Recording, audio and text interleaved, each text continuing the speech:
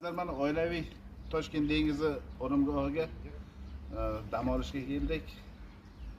Mana bu Samarqanddan, Buxorodan, Qoraqalpoqdan, Qozog'istondan mehmonlar juda ko'p ekan bu yerda.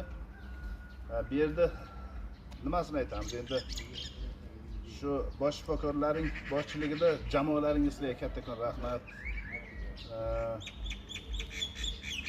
Lechebniy korpusdagi hamshiralar bir-biridan shirin suxan, hammasi qo'ldan kelgancha nima qiyinchilik bo'lsa yordam berib davolash ishlari juda chiroyli yo'lga qo'ygan ekan.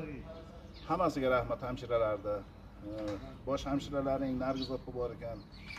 U kishiga ham отдельно kattakon rahmat. Hammani kutib olib, hammaga yo'nalishda ko'rsatib, sherga charchamasdan ertalabdan kechgacha hamma nazorat qilib turibdi. Shu bemorlar kelgandan davolanishi zo'r.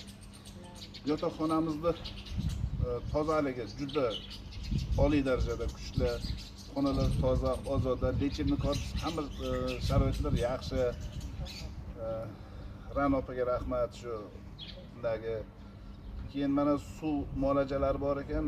Bu yerda basseyn bor, juda chiroyli zamonaviy basseyn, sauna bor ekan. Mana tekin anavda ichiga ekan, shkutovkani ichiga suv muolajalari, vanna, sirkularni dush, podvodni massajlargacha mana men oldim o'zim. Shugina oldim podvodni massaj.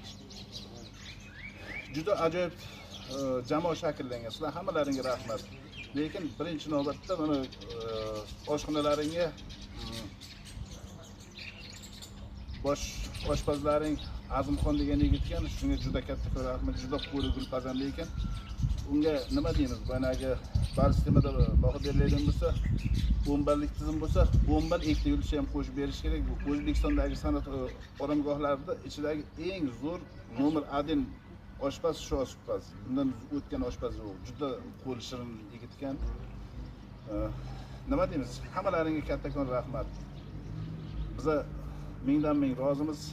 Ilohim Alloh sizlarning ishlaringga baraka bersin.